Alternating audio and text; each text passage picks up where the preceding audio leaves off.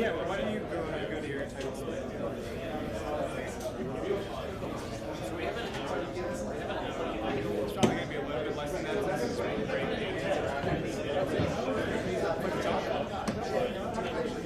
Yeah, 10 would be ideal, 15 would be okay. Yeah, 10 to 15, somewhere in there.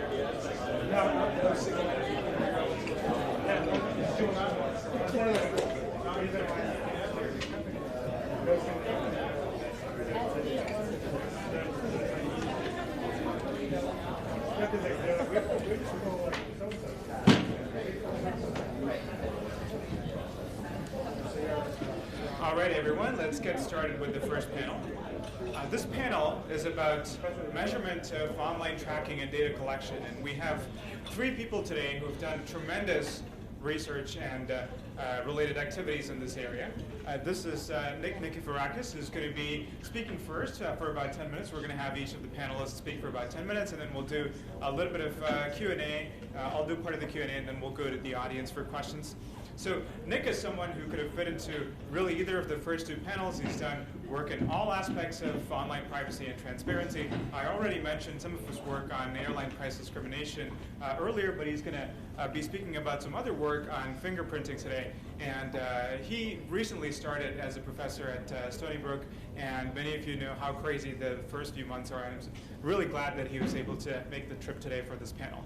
Previously, he was a grad student as well as postdoc at KU Leuven in Belgium.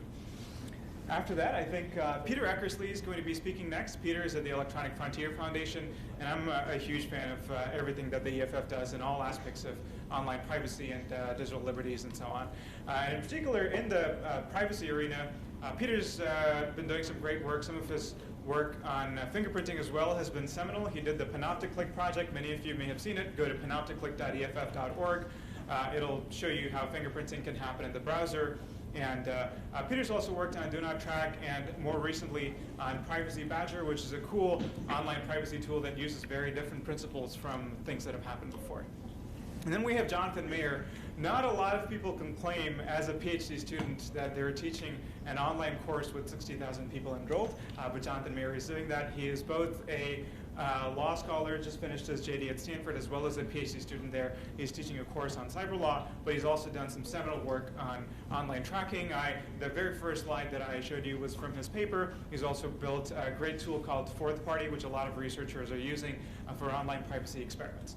So I'm really glad that we've been able to assemble this panel of people. You're going to learn a little bit about some of the technical research and tool building that they've been doing, and then we'll go to Q&A.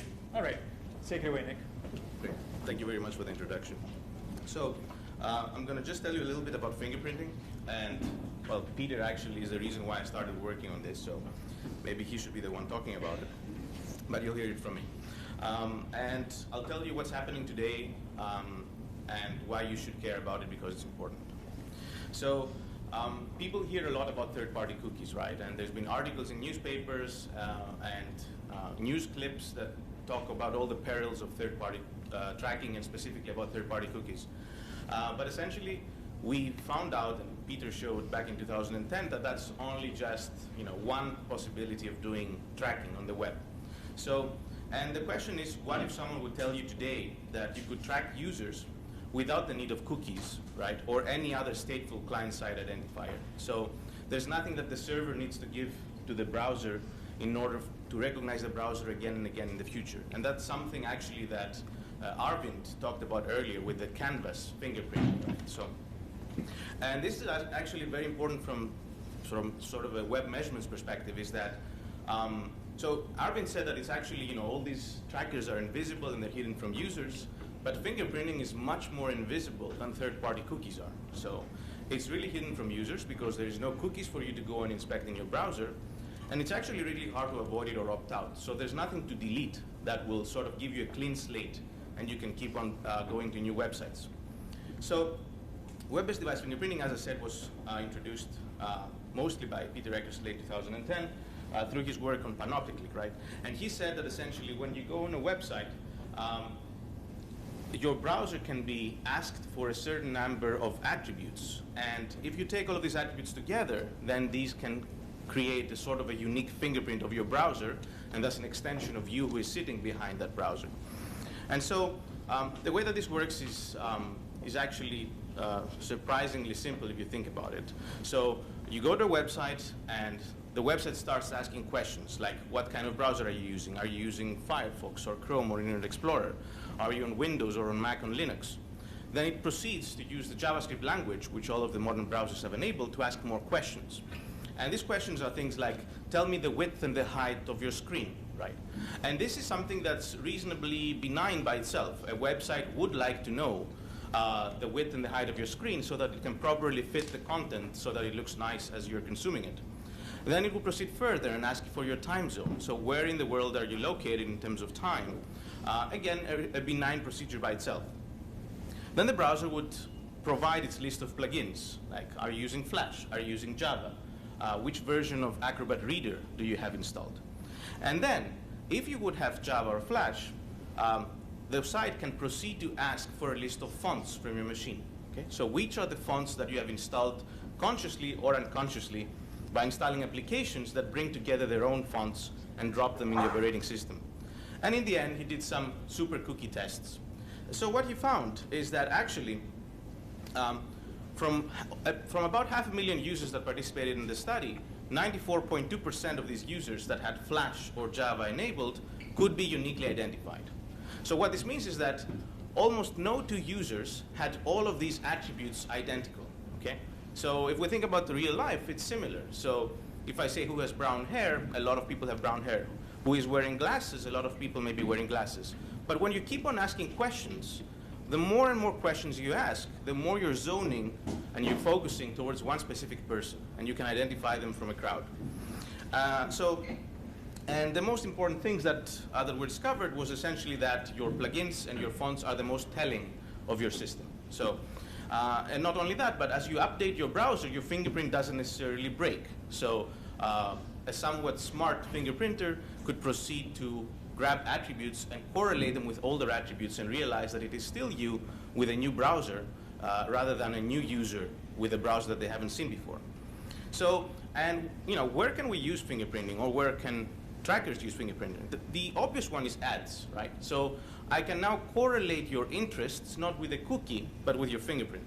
So, and because of that, you cannot delete your this correlation to your interests, right?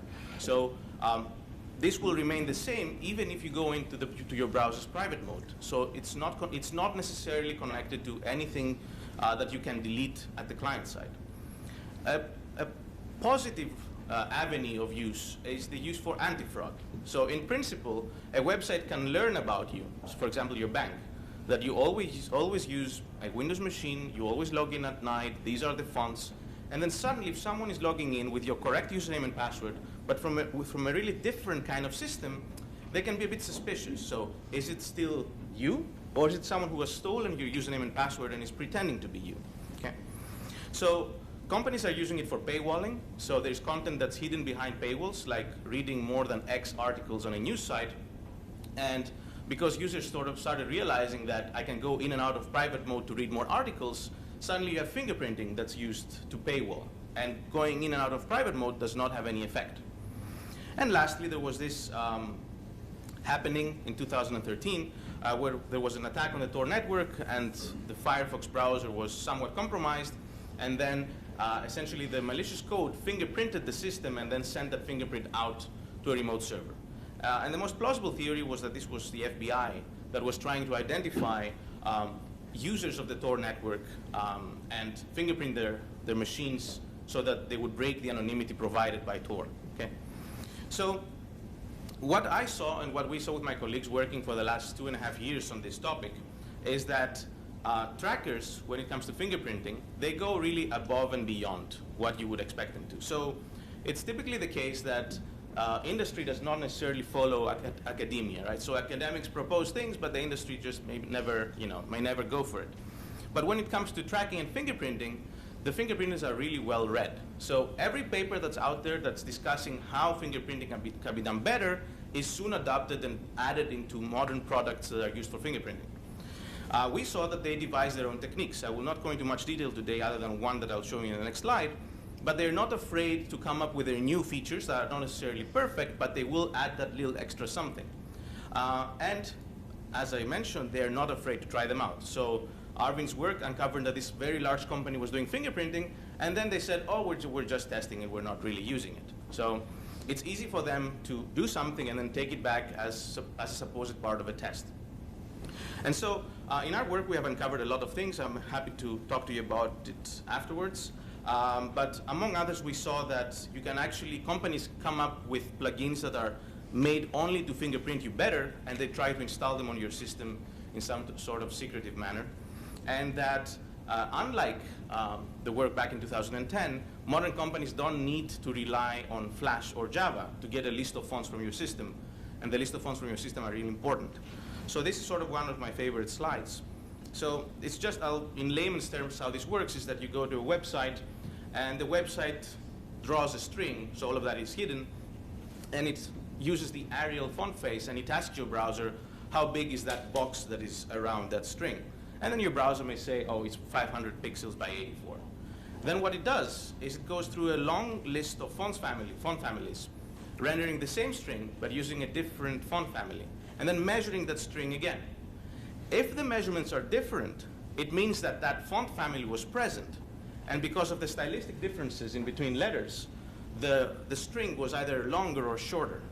So the browser, or the script running in the browser, can infer that that font family was present and can tick it off as, as one of your fonts installed on your system. And so this all happens in milliseconds. It is hidden from the users, and there's no plugin for you to disable that would stop this from happening. So in our work, we wanted to see what solutions are there that are sort of very simple and users can use, and actually related academic work had advised users to use. And we looked at browser extensions that are called user agent spoofers. Maybe some of you know what the user agent is, but it's sort of the identity of the browser as the browser reveals itself to other websites.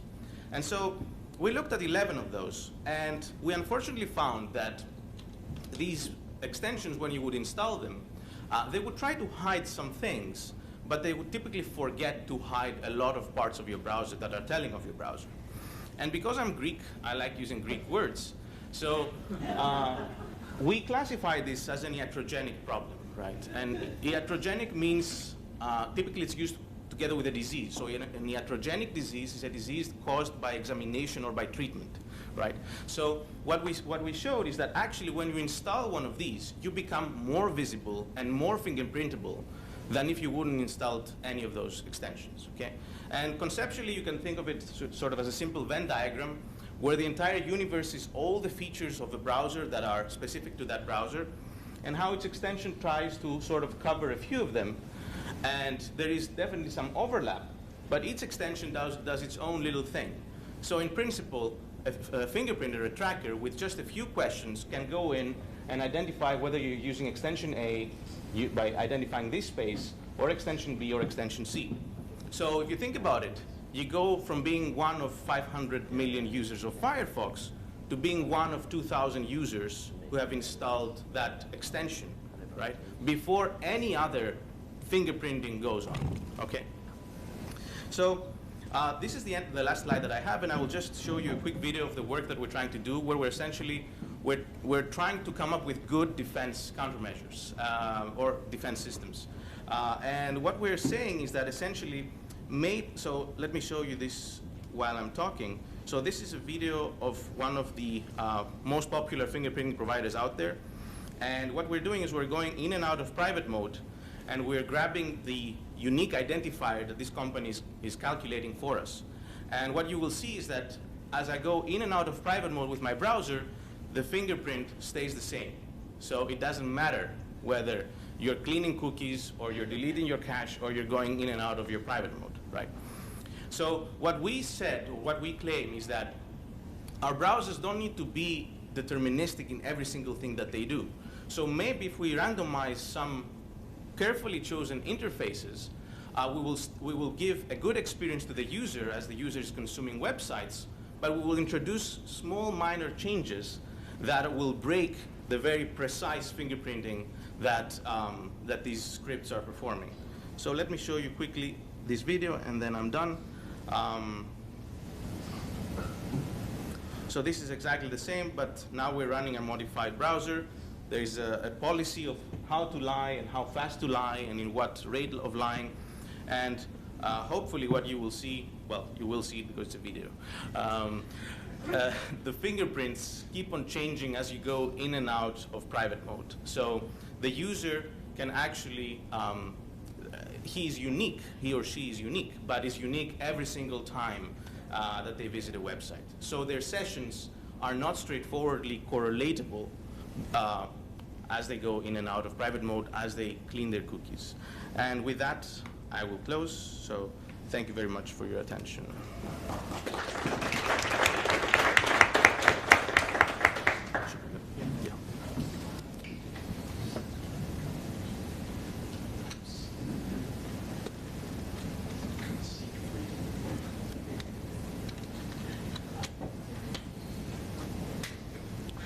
Maybe this works.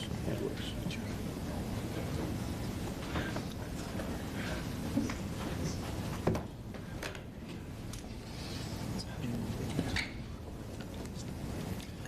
All right, everyone. So I'm going to talk about a project that we have at EFF, the Electronic Frontier Foundation, called Privacy Badger.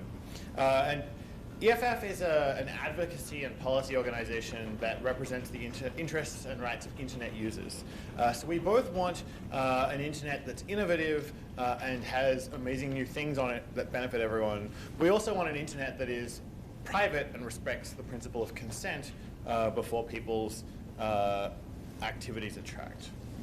And the tool I'm talking about today, Privacy Badger, is a browser extension you can get at eff.org/pb. And I'm going to talk a little bit about the in-browser measurement and privacy protection that it offers. So in the paper era, we enjoyed a right that maybe we didn't always explicitly think about, but it was the right to read in private. You could walk into a library and browse amongst the shelves, and unless someone was looking over your shoulder, they wouldn't know what you were reading. You could walk into a physical bookstore and pay cash, and unless the person behind the counter happened to know you personally, there would be no record of what books you bought. You could go home and put them under your bed and read them, and no one would know. Today, that right is gone, unfortunately. And through this talk, I'm gonna, whenever there's bad news, I'm gonna try to show you pictures of cute badgers, because it's good to at least have something cheery to go with the bad news. That right is gone. You know, what we did was actually kind of amazing. We built a new medium, perhaps the most significant development in human writing since the printing press, maybe more significant. And that was a gargantuan technical achievement. It was very difficult to do. But unfortunately, as a side effect, we kind of built this tracking mechanism, or in fact a bunch of them, into the web. And it may be another task, as difficult as building the web in the first place, to go back and build a privacy-friendly version of it. I think that's a task that's worth attempting, because the medium of communication for our entire species is a big deal, but it's going to be difficult. So where are the problems? Why does the web undermine privacy in a structural way?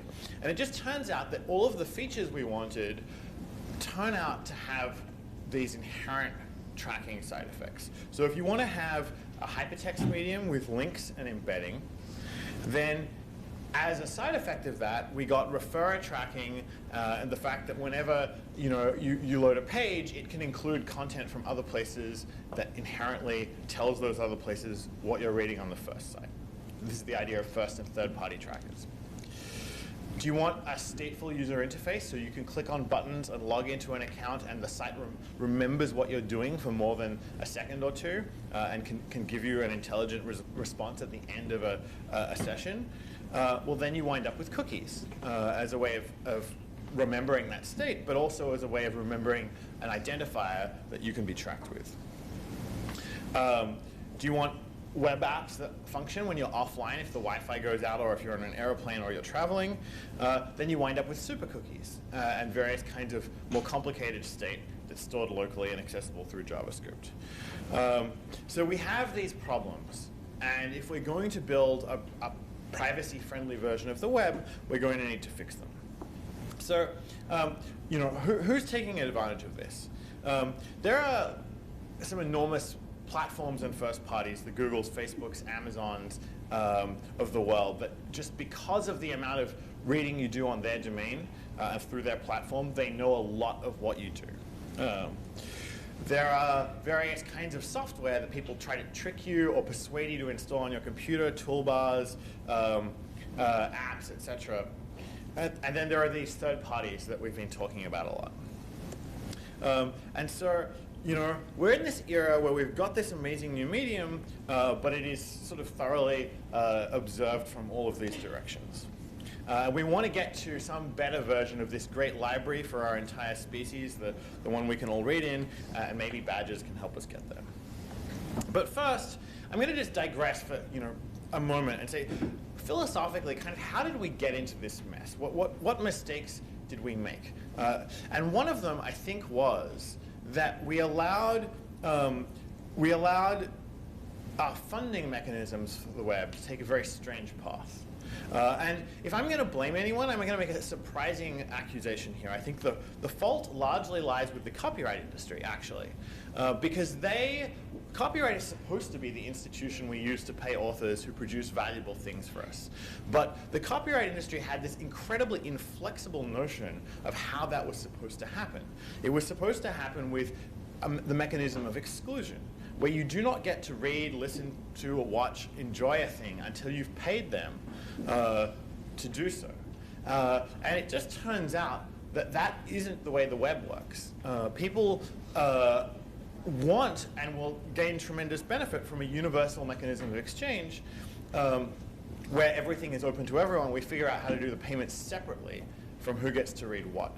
And unfortunately, our primary institutions that were supposed to be solving the problem of paying authors were totally off the real game. They were running around suing people, trying to close down file sharing systems, trying to build DRM into all of our computers, and not addressing the real problem, which is how do we pay sites that produce great content on the web? How do we pay authors who write for those sites? And so instead, into that gap stepped another industry, a new one, that focused on the new problem of how do we pay people when their content is free and universally accessible. And Google and other companies in Silicon Valley figured out, cleverly, I think, a way of doing that. But what we're now trying to deal with are the side effects of those business models that Silicon Valley figured out for paying for the web. And I think there are different solutions. But one that I want to focus on is to not get rid of the advertising-funded web, but to make it less privacy invasive and to reintroduce the concept of consent. So the strategy here is to build privacy and measurement tools that people can use 24/7 in their browsers that reintroduce the concept of consent, make existing industry best practices, because some of the advertising and tracking companies have much better practices than others, make the best practices a flaw, and create incentives for technological innovation that allows advertisers to show high-quality, relevant ads to people without collecting copies of their reading habits, if those users would prefer that not to happen. And I believe that that's a technical computer science problem we could solve. It's just that the marketplace right now offers no reason for most advertisers to try. And so this is where Privacy Badger steps in. And it's supposed to be there in your browser, that's the idea. And when you're being tracked by cookies or super cookies, it will step in and come to your defense. And it'll gobble those up. So before I dive into Privacy Badger, this is like another piece of philosophy. Why is it hard why didn't we write the browser privacy thing 10 or 15 years ago? And the answer is, as Nick illustrated in one particular way, we have these arms races that occur, where after a gargantuan effort, for 10 years we tried to explain cookies to people and that they could be tracked by them. Eventually a lot of people started understanding that and clearing their cookies. It didn't help because as we showed with Panopticlick, there were these fingerprinting methods that would work regardless of your cookie clearing, and in fact, the industry was using them. So the arms races are difficult. But privacy badge is sort of there if necessary to stand up to them. But we prefer actually not to get into the arms race. We prefer a solution where we can just find a new equilibrium, and new kind of pact between internet users and web publishers and advertisers. So for a while we encouraged a do not track solution to this problem. And for various reasons I don't have time to go into today, the idea of an opt-out that would be universally recognized, I think people briefly thought it might happen, and then the industry settled on a different solution, which is do not track will mean pretend not to track. We won't show you the ads anymore that reveal how much we know about you, but we will still collect all of that information. And so that's not a satisfactory privacy response from a user's perspective, and that's why organizations like EFF are now trying to build tools like Privacy Badger. And so what we're doing is we're trying to take the best existing software that we could see out there. Tools like AdBlock Plus and Ghostery could do a good job of protecting you, but they tended to not do that by default. You'd have to install them and then reconfigure them to actually block invisible trackers, because they wouldn't do that when you first installed them. So we have this browser extension, Privacy Badger for Firefox and for Chrome. The way it works is it tries to automatically recognize any form of non-consensual tracking on the pages you're going to, and it'll block those. And that turns out to be both invisible stuff and visible ads. Both get blocked if they're tracking you. But it will detect and unblock ads, widgets, or analytics code if the sites that are publishing that promise to honor a strong opt-out via DNT. And it can be a unilateral promise. Just that site says, we're going to do this, and then Privacy Badger will no longer block that particular domain. We considered 3 design options while we were building this. One was a manual block list like AdBlock Plus. Second was a centralized measurement system to say what to block. And the third was in-browser observation. The manual curation approach works for AdBlock Plus fairly well with an open source community, but it requires us to kind of be an arbitrator about who does and doesn't get blocked, and we weren't totally comfortable having that kind of centralization. We could have run centralized crawls, or we could have done what we eventually chose to do, which was to put an algorithm into the browser that would recognize for you which trackers you are being tracked with. And that seemed like the most universalizable and standardizable mechanism, so it's the one we picked. We had some data that Jonathan actually collected showing that you could do a decent job of this. You basically need this is a graph of false positive rate versus precision in blocking trackers by different methods. Red is the decentralized measurement that we're using. Blue is the is machine learning with a global data set.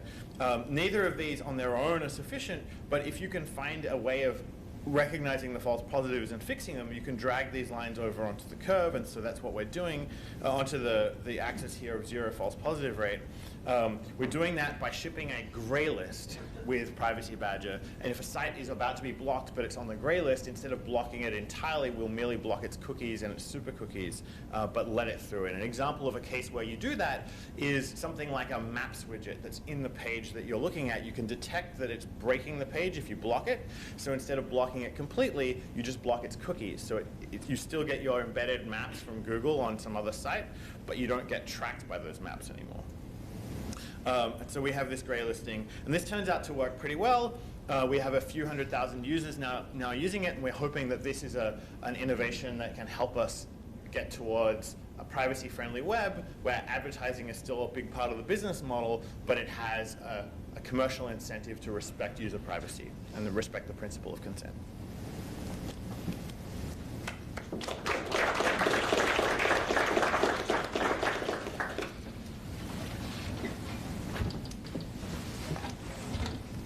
You're going to use your computer, right, Jonathan? Mm-hmm.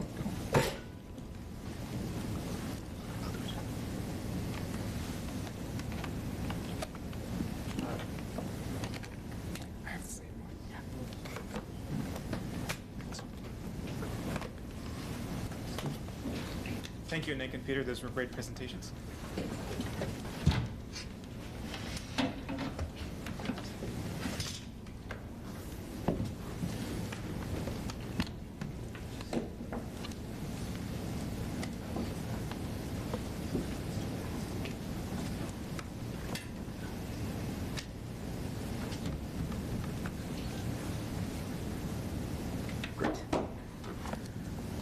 All right. So I'm going to be very brief. I just want to present a new methodology for measurement that researchers have been increasingly turning to, some at Stanford, some at Carnegie Mellon. Nick has been looking at this. So I want to explain how it works, because it's a little counterintuitive, and I would suspect that some upcoming papers are going to be making more use of it in your own technical work. It may be helpful. So let me explain the idea. Traditional web privacy measurement for a decade now has relied on crawling. The idea is pretty simple. Some research team builds a crawler, and then that crawler goes off to a bunch of websites and collects data from each. Sometimes that data relates to a specific tracking technique, sometimes it relates to particular companies. There's sort of some questions of interest, and go out and crawl the web to get the data that might answer those questions. There are downsides to crawling. One is it might not replicate a user's experience very well. What your crawler does on the web probably looks a lot more just like trying popular websites in order than replicating a real user's browsing session. Another issue is websites detect that. And so to give a very concrete example, the way Google responds to a crawler is very different from the way Google responds to an ordinary web user. And in fact, if you were looking for things like browser fingerprinting, you would start seeing companies like Google who don't ordinarily use browser fingerprinting start to use browser fingerprinting because things like fraud detection will kick in. So crawling can be a tricky way of trying to get an accurate measurement about what's going on the web. So the alternative approach that I want to quickly highlight is this notion of using ads to measure ads, which is a little meta. Let me explain how it works, and then some of the applications researchers have devised for this technique. So the basic idea is you start with an ad company, and you pay them some cash. You buy some ads. And then you use those ads as a delivery mechanism to ordinary users. And then use those ordinary users' devices to conduct whatever measurement you want. That might be a measurement about something on the user's device, so something about operating system and browser settings, or it could be a request off to another company and measuring whether they're logged into a website and so on.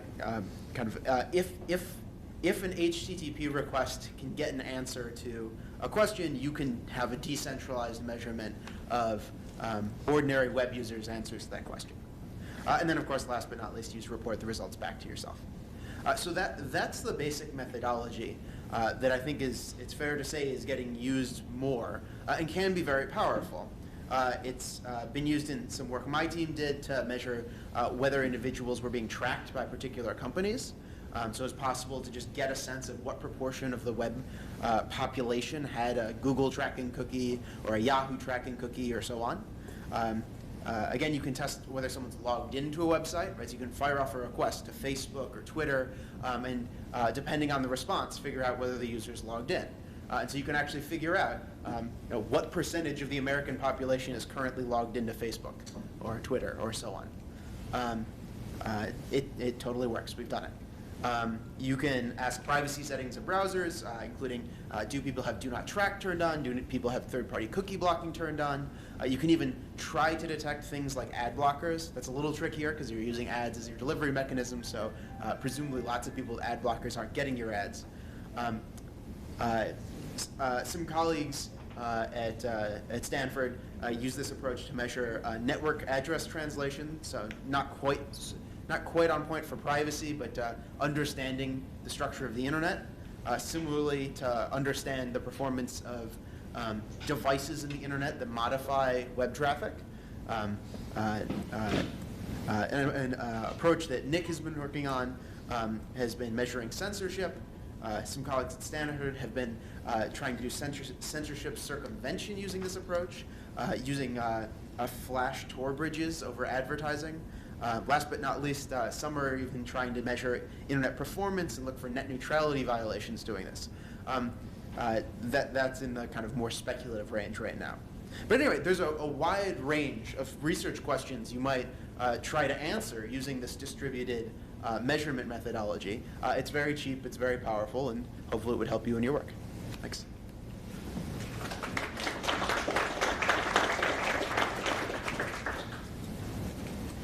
Wonderful presentations. Thank you, everyone. I'm going to ask a few brief questions before turning it over to the audience for questions. Since Jonathan's talk is fresh in our minds, why don't I begin with a question for Jonathan? So it seems like what you're able to do with this methodology is measure not just what websites are doing, but what users are doing on their end. So that seems like you're looking in a very different direction. Would you think there are some ethical concerns that need to be tackled? Are there approvals you need to get before doing this kind of research? What's been your approach to this? We've definitely worked through our IRB for this sort of project. For things that are more mundane, like whether someone's logged into a website where we don't retain an IP address or information that would really allow us to do any sort of identifying. All we get is we saw a person and they were logged into Facebook. That seems to not be an issue. But certainly for things like censorship, detection, censorship, circumvention, there could be great ethical concerns. I think they're a little bit mitigated by the fact that it's hard to find culpability here with respect to someone's whose browser runs some of this code, in that it's code that just runs over an ad network. There's no volitional element to it. It's entirely invisible. In cases where there can actually be penalties for making a particular HTTP request, that might be concerning, right? So kind of if there's a certain hot button issue in a country that's repressive and looking up the wrong thing gets the police to come to your door, that certainly raises serious ethical concerns. But kind of barring things that far out, thus far at least we feel like we've been able to steer pretty clear. Cool, thank you. So I have a question for everyone to the extent that you've been doing various types of measurement tasks. I'd love to hear your personal experiences and what's been most challenging for you in your experiments, whether from a technical perspective or otherwise. Yeah, so I guess the issue that we have is that when we're developing our crawlers, we typically always stop at the registration wall or the login wall of a website. So, the crawlers typically cannot log into a website, and it's hard to programmatically be able to register for every website and then log in. So what we do is we generally have a public view. We have a view of the public web, rather. So wherever the crawler can get just by following links and not logging in, that's where it can go and gather data. But that said, it's a sort of a skewed, image of the web, because there's so much behind. If Facebook is just Facebook's logging screen in terms of condition, that's what you get before you log in. So there's so much more after you log in, and this type of crawling will miss it. So, and actually, so Jonathan's recommendation of using ads is really smart. We're trying to partner with some players like Ghostery, where they actually are installed on users' browser as they browse around and as they go to their Facebook websites and everything, and then potentially get some data in a non-intrusive way. So that's something that we will look forward to solving in the coming years. Great. So I'm going to answer the question a little bit more broadly than just Privacy Badger, because we also do, EFF also does measurement work in a number of other privacy and security related spaces. We have a project called the SSL Observatory, where we study the encryption of websites using HTTPS. And I would say one challenge that was hard that I feel we did a good job of solving, because we do a lot of our measurement in browser extensions, was figuring out when and how, if ever, we send data back to ourselves from those extensions that are in the field. And what we did there was we both built an anonymization architecture. So we do things like, oh, you have Tor installed on your computer. Well, we'll send the data back to ourselves over Tor rather than sending it directly. And then secondly, we'll just spend a lot of time making sure that we have a clear set of choices. We'll get users to opt in if they're going to send this stuff to us, and then we'll explain exactly what it is and why we would do it in this very succinct way. So that was a challenge that we solved. A challenge that I think is ongoing for us as browser extension developers is what you can and can't do in a browser extension is kind of a complicated question. In Chrome, you have a lot of structural limitations from the APIs that you get, and there are a lot of things we'd love to know about the internet that we can't measure because Chrome won't tell them to extension code. In Firefox, you can more often get that information, but it takes probably 5 times longer for a programmer to figure out how to do it because the innards of Firefox are completely exposed to extensions, and you have to work out how they all operate and which one you can tap into to get a certificate or information about a particular cookie that's tracking the user. Cool. Jonathan, do you want to say a few words as well? So I guess the greatest difficulties our team has come up against have been more on the policy side than the technical side. It's actually kind of easy to bust companies doing sketchy stuff at this point. Like, there's so many advertising companies that pick a random technology that's questionable, and it almost seems like the odds are good you're going to find at least one company that's using it. And so one reason, I guess I'll very candidly say my team has started to move away from consumer privacy measurement towards issues of government privacy measurement, kind of related areas, has been, it just feels like whack-a-mole.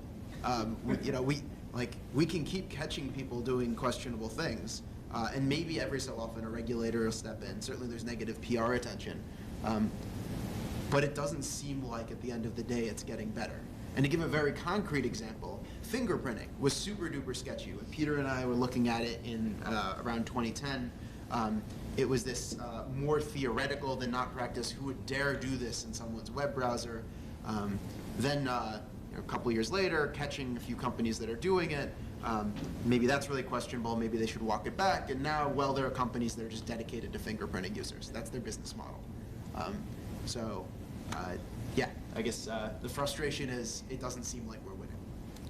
Thanks for the answers. I should quickly remark that maybe Nick, we should work together because we've made a little bit of progress on solving the exact problem you're talking about. If I can make a quick advertisement for the OpenWPM system that I talked about, we're reasonably good at this point at automatically logging into websites, and we've even published studies at this point based on that capability. Joe Bonneau and Nikki Robinson are 2 people at Princeton who worked on that that particular study. So it'd be I'd love to talk further on that. So another interesting direction that I want to take this conversation in is we've heard a little bit about tools that sit in your browser and make things better for the user, and we heard about Privacy Badger that builds on existing tools like Ghost Tree, but at least based on my personal experience, I would say that one of the great difficulties for me of using these tools has been that tools that block tracking also inevitably seem to break some functionality of the website that the user is interested in. Right? So I'd love to hear you guys speculate on, is this notion of acceptable versus unacceptable tracking, is that fundamentally a human judgment, or can a machine distinguish those two and block them? And another direction, is it possible to at least measure to what extent a tool is breaking websites so that we can use that as a way to make progress in tweaking that tool to do things better? I think there are times when sites are architected in such a way that the tracking is inexorably linked to functionality the user might want. And an example of that is a company called Discuss with a Q that hosts comments for other websites. And so they encourage you, if you want to post a comment, they get you to log in, and you're logging into Discuss on some other site. And so that's inherently a tracking operation where Discuss is going to see that it's you, and they're going to see what page you were reading when you logged in. And our, where we're trying to work towards on that front is making it possible for a user running Privacy Badger to log into Discuss if they want to. And then we spend a lot of time thinking about when the user does that, do they want to log into Discuss and be tracked by Discuss everywhere, because it's a very widespread widget? Do they want every page that has a Discuss widget on them to cause Discuss to track them now? Perhaps not. what we tried to aim for was when you click the login button, the default that's easy for you is I'm logged in on this page, and that's just going to work. But if I go and see a different Discus widget that I might want to comment on on a different website, I have to hit the login button again on that page. And then Discus will see me on those 2 sites now, but not the 500 other ones that they could have tracked me on. Nick or Jonathan? Yeah, so I think right now, if users could have it their way, there would be no tracking whatsoever. Now, companies come in and they say, well, you get all this cool and shiny stuff for free, and we need to pay our developers, and we need to make some profit in order to keep providing to you for free. So, they're saying that ads are necessary for this to continue. And so I guess that we would need maybe a more sort of well-thought approach where we don't sort of have, all or nothing. Because now we have sort of a free-for-all. As long as a company can deliver a script or something in your browser, they can pretty much do whatever they want. With potentially negative publicity, 2 years later, that would cause them to remove it. So, and that users will remember it for 2 days. So I would say that we have to sort of think long and hard about how to provide a web that's open. I don't know if we can provide it for free fully, while limiting the intrusiveness of what's technologically capable by the modern technologies in browsers. Cool. Yeah, let's start going to the audience at this point. Do we have mics that we pass around? Okay. Here. Great.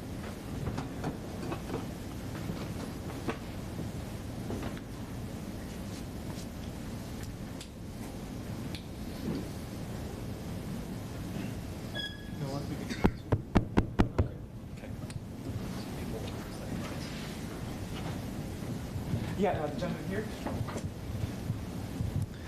I was just wondering whether it would be useful from a transparency point of view to have an open tracker,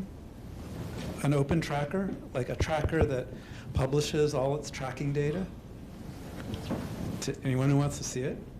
Would that be useful to raise awareness of what kind of data is tracked and what it can do, and would it be a useful research tool? So on one hand, you could call a project like Panopticlick, or there's another famous one called Evercookie. You could call those projects sort of an open tracker in the sense that like this is a little test page that demonstrates that tracking is of a certain type is possible. But if what you're really talking about is in the broader sense, actually having a widely deployed mechanism for collecting data and publishing that data, you hit 2 problems. One is, how do you get that tracker deployed to the same kinds of places that real trackers are deployed to? How do you get the New York Times to embed your tracker? How do you get the weather.com to embed your tracker? How do you persuade all of those companies? Put it on my blog. And then the second problem is, since we're worried about defending the privacy of users, it's bad if information about their reading habits goes into, say, data brokers' databases, where it can be purchased by all sorts of people who may not have the interests of that person at heart. But it's worse if it's published on the web without their permission and becomes universally available. So I think you could do this, but I would really strongly urge people to require an opt-in from users before their particular data gets uploaded through a mechanism like this. And to get a sense of your own tracking data, I guess open the history menu in your browser. That's very roughly the information that's available, the list of websites you've been to and the time you went to them. So, I mean, there sort of is a more privacy-preserving way of doing this. Yeah, another example of a situation where this happened was there was a study in Europe of location data that was obtained from people's phones, and there were some really fascinating and damning results there where I think an EU parliamentarian showed, okay, this is the data that companies are collecting about my location, and here are all the really revealing things that those location histories imply. But so there have been a number of these kinds of isolated cases, but I think doing it in a big open way to people without their permission is terrible idea. But that's what is being done everywhere. But so if I may also, I think that the same can be said about security, right? So you can prove that someone has bad security by going out and hacking them, and then telling them, oh look, you did this, this, and that wrong, and you fix it. So this used to be called white hat hacking, and people would break into systems just to fix them.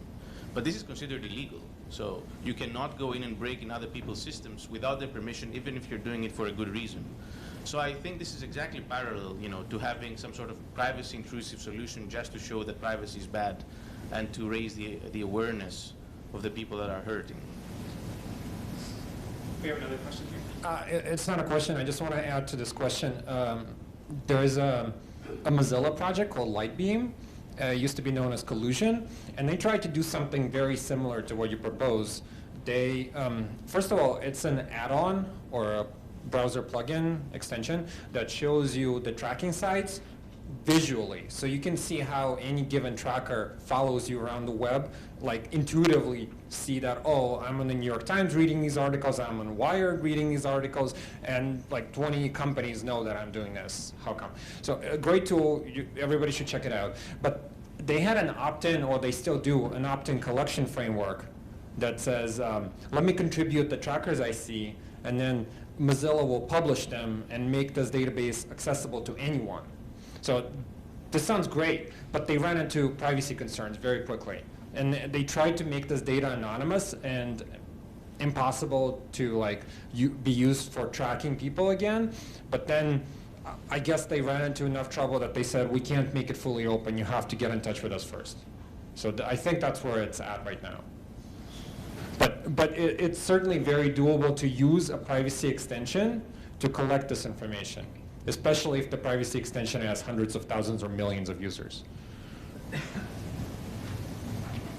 Thank you. Paul? So insofar as one goal today is to kind of create a community of people who do this kind of work, I want to pose a question based on something Arvin had on his first slides, which was the drive for statistical rigor and how that should be kind of a touchstone of all of the work that you're doing. I didn't see any error bars on any of the slides you guys put up there, but clearly part of what you're trying to achieve is the truth, and also a reproducible truth, and also a representative truth. But at the same time, Peter, your organization is also about getting stuff done and protecting people.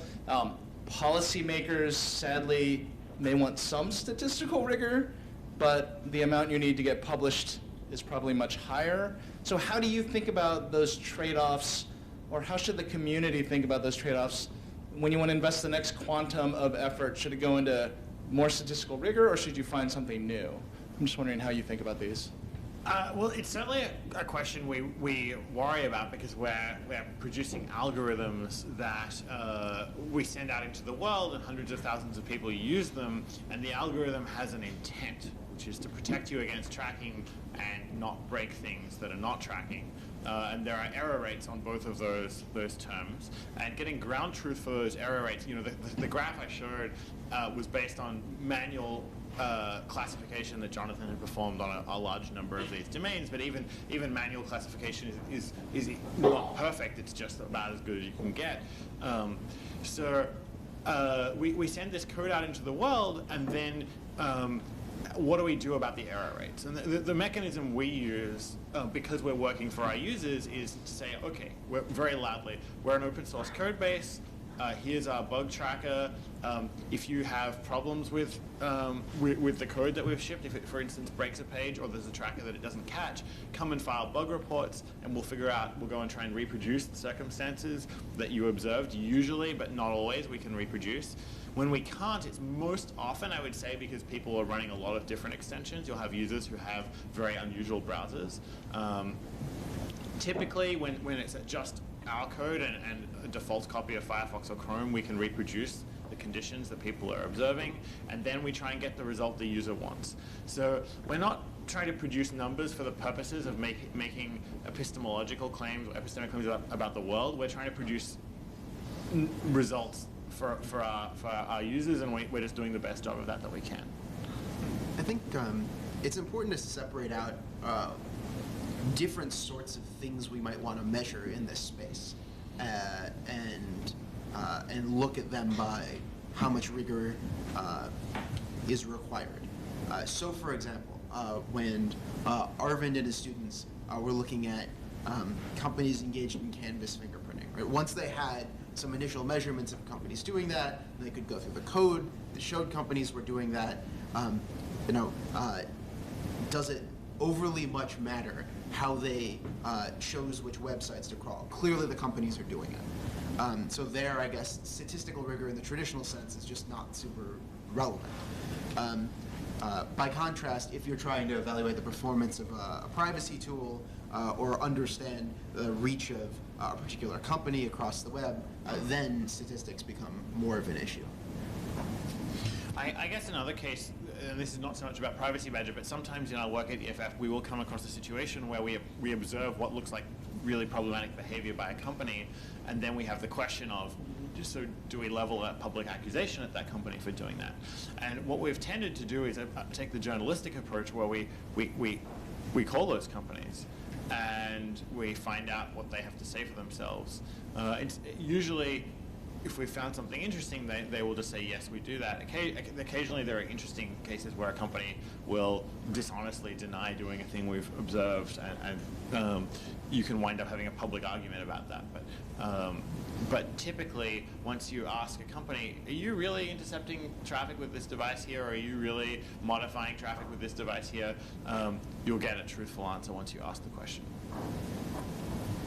Yeah, I had a question on one of Jonathan's slides. When you're saying like ad networks can detect automated data collection, is that like a rate limiting issue? Is that spoofing the right user agent string?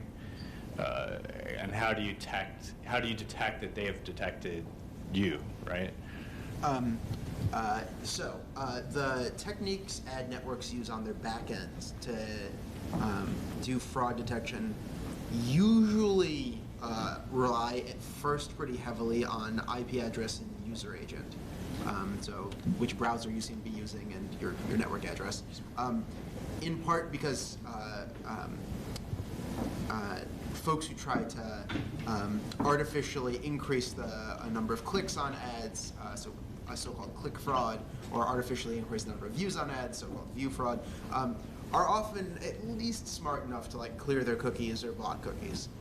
So those are the features that usually get used at first. Then companies differ greatly in their sophistication on the back end. Some will go so far as using some pretty comprehensive fingerprinting. Google certainly does. Or has done in the past at any rate. Other companies will start using cookies and then super cookies, and so kind of whatever range of tracking technologies the company chooses to deploy. Often that's visible, so that's a pretty good tip that you've been flagged as a potential tracker. Sometimes a more visible one is the ads you see start changing. So you start out seeing like normal looking ads, like one weird trick and all of that stuff. And by the time you're done, you're seeing like ads for the Red Cross or so on, which are just done as a sort of pro bono thing to fill up inventory, because it's become very clear that you're not going to click on anything. You're some sort of bot. So that's another way in which you could tell. It's usually not been super subtle, and it's one reason why crawling has been a concern for us for trying to get some statistical bounds on practices across some meaningfully representative proportion of the web. Okay, we have a question from Rob Van Eyck on Twitter, and he asks, does studying tracking become harder due to the use of the same identifiers for dual or multiple purposes? I'm not sure I understand the question. I think. So an example of the way that question could apply is, if we were using a web where the only use of fingerprinting was to track people without consent, then it would be easy to just run a crawler and observe any instances of fingerprinting and say, okay, these sites are off the map, like their behavior is inappropriate. Whereas because fingerprinting can be a dual use technology, because some companies use it for secondary authentication or for which isn't necessarily a good idea, or for anti-fraud purposes, you then have to disentangle, once you've found it, what it is being used for on that site. And I think the answer is yes. It makes it more time-consuming and more labor-intensive to classify what you're observing in your data. A closely related issue, potentially also what Rob was getting at, is some advertising companies use the exact same tracking technology on their own website and on other websites. So to give a very concrete example, Yahoo has a very large third-party advertising infrastructure. The exact same yahoo.com cookie that's used to follow you around yahoo.com for purposes of whatever it is people use yahoo.com for these days is used to follow you around the web. And so that makes it tricky to sandbox that identifier for certain purposes and allow it for certain other purposes. There are ways of doing it, but again, it gets tricky.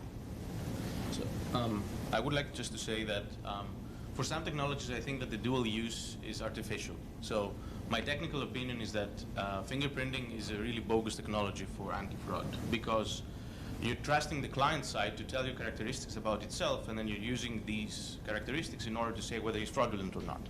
So as a client side, you can pretend to be anyone who you want to be, right? And the fingerprinting company will not be able to know that that you are not who you claim if you are sophisticated enough.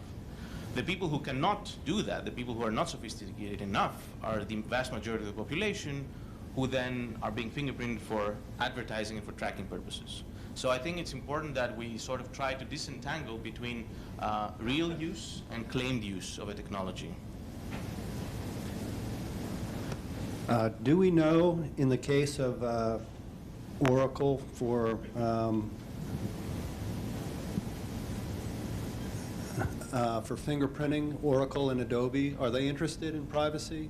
Are they interested in trying to adjust their add-ons to disenable fingerprinting? You mean Oracle as the author of Java? Yes. Sir, I would say that we had the experience of going to Adobe and asking them to fix a number of the privacy problems that were being caused by Flash, which included both the extraction of font lists, the fact that Flash generated a type of super cookie called a local shared object, LSO, that could track you even if you cleared cookies, and a third problem, which was that Flash would let a website go around the user's proxy settings. So if you set a proxy that was trying to hide your IP address, and then you had a Flash embed in a page, that Flash embed could reveal your real IP address. And I would say the level of engineering commitment to fixing those problems promptly at Adobe was very low. It's not that they totally refused to, but they certainly didn't staff it or deal with it quickly. And I'm not sure that all of those bugs have been fixed. Eventually the LSO problem was solved in conjunction with the browsers doing a lot of the work. I think the others might still be out there. Ginny has a question.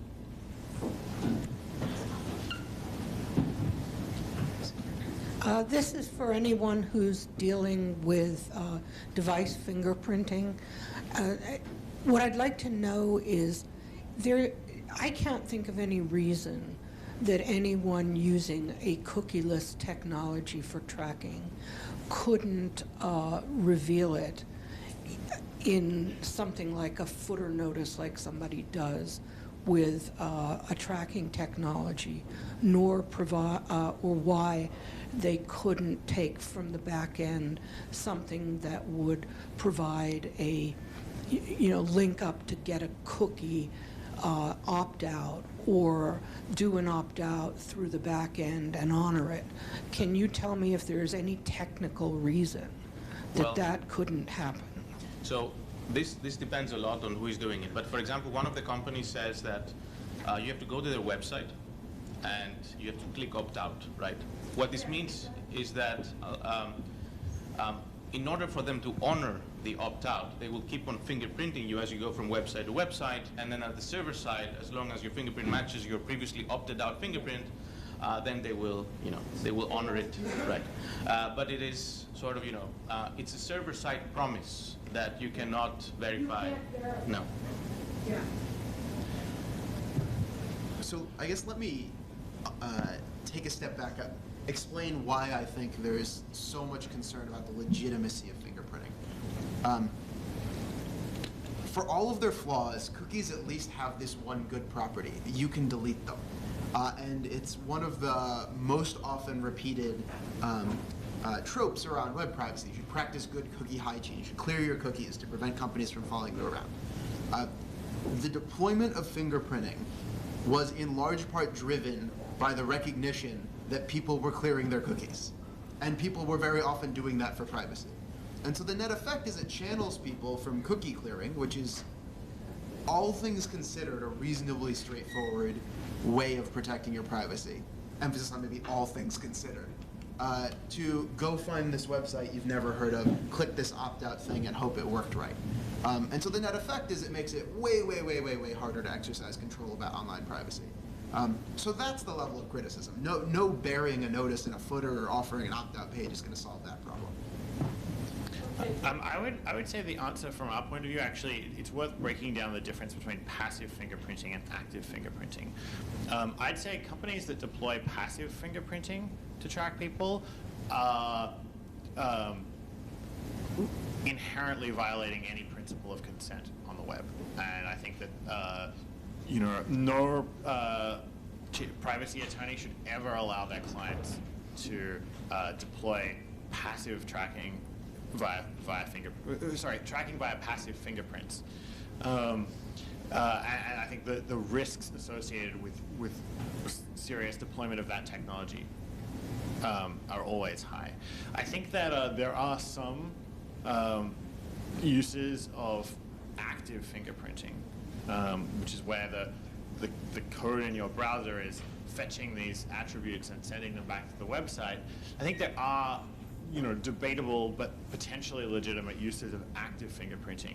I just think that you need a very clear story about, okay, we actually do have consent from the user, explicit, informed consent for this type of thing. We're a bank, we're doing a login, we're trying to make sure that you're using the same device that you were using last time. If you're not, we're going to give you some more authentication steps. That or we're an advertising company and we think we have significant reason to believe that your particular computer is being controlled by a bot and is engaged in click fraud. So after like 10 clicks, we're going to start actively fingerprinting you. I think those are defensible technologies for certain companies and for certain use cases. And they're a little bit more transparent. They're not very transparent, but they're a little bit more transparent. And so I think there are situations where those are appropriate. I just think that the passive stuff is the most dangerous. And I'd always caution companies against deploying it. I find that most of the ads coming to me are pretty innocuous. They're from legitimate companies that I've probably visited, some electronic manufacturer or so forth. I guess I'm a little bit surprised that there aren't more criminal organizations sending me links to click on. Any comment to the prevalence of these? So, actually, I think a significant fraction of the advertising on the web falls into a number of dubious categories that include ads that look like anything. They can be apparently ads for anything, but they include malware. Either in the worst case, malware that actually tries to break into your browser and get control of your computer, or in other cases, malware that tries to trick you into installing something. It can be like, oh, your antivirus software isn't up to date. And I think that these large fractions of these categories of advertising are either illegal or extremely dark gray legal areas. And then there are other categories of advertising that maybe aren't illegal, but it's not clear that they're like upstanding businesses either. There's a lot of advertising that's basically just advertising for referral programs, advertising to kind of get you sent through some tumbling series of clicks that have remuneration in them somewhere. And I don't know statistics, but people who I've heard claims of tens of percentage points for these kinds of advertising. So I do think that there is a problem with quality of advertising and malicious advertising. They're just not the issues we've addressed first as a privacy organization. Thanks. Given that you've kind of worked around the problem of browser fingerprinting. What do you see as the next problem, or have you experienced any developments in browser fingerprinting? For example, DARPA has been experimenting with a technology that uses the gestures of your mouse, or, for example, sensors on your phone.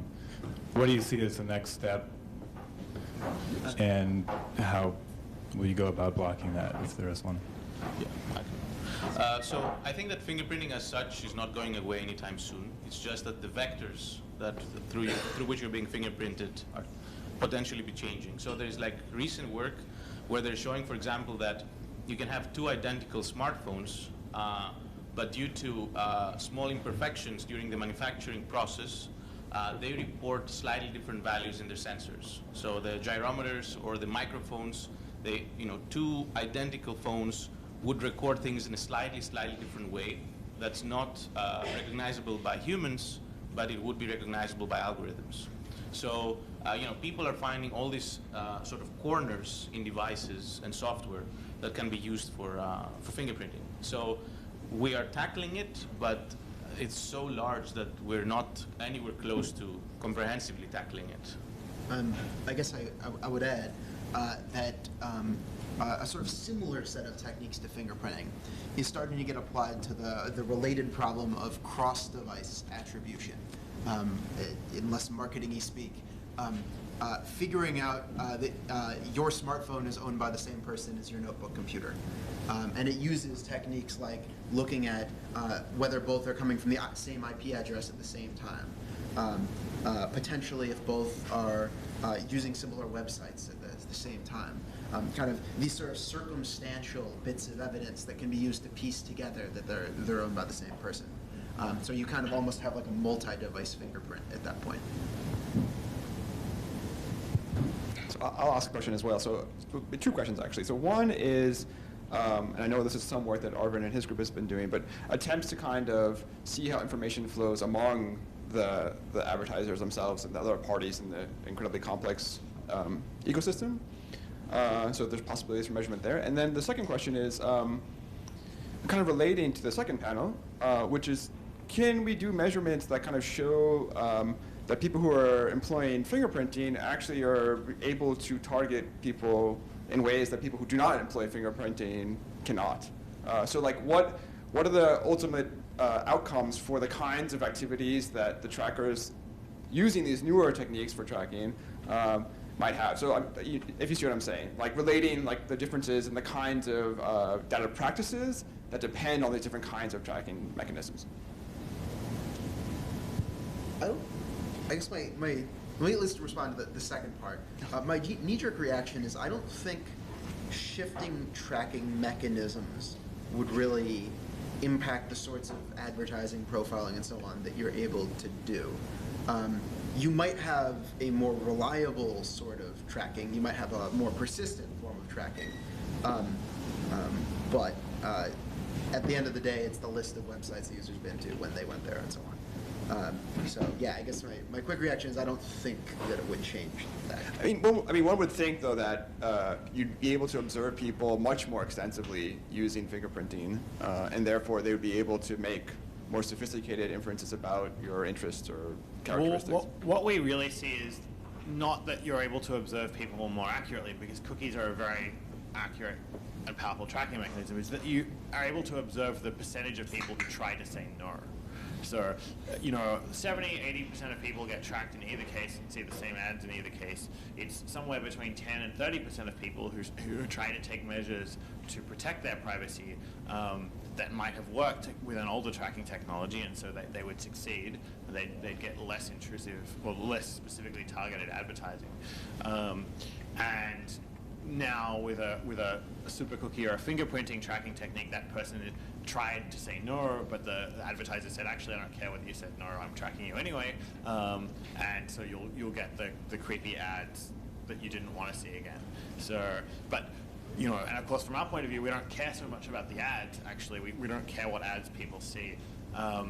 What we care about more is whether there's a copy of their reading habits collected on someone's database. And so the ads are just, from our point of view, really evidence about what was really being collected on you. I just want to add that from my experience, trackers are very pragmatic. So they sort of, they rely on a long list of techniques with the hopes that one of them will work. So typically the fingerprinting companies will also drop cookies and will also drop super cookies. And if you never delete them, great, they never have to rely on the fingerprint. But if you delete them, then there's a fingerprint on which they can rely on. So, and also I feel that a part that we are missing from this is that we don't know what happens at the server side. So we can only infer, because they collect attributes, they send them over to the server side, and then the rest is just guessing or observing side effects and trying to infer something. And I feel that even so, they may be collecting 10 things today from your browser and using 8. But they're collecting 10 things because in the next year they'll probably find a good way of combining the extra 2 that they were collecting. I want to very quickly riff off of Peter's point about how it enables tracking of folks who use privacy protective tools.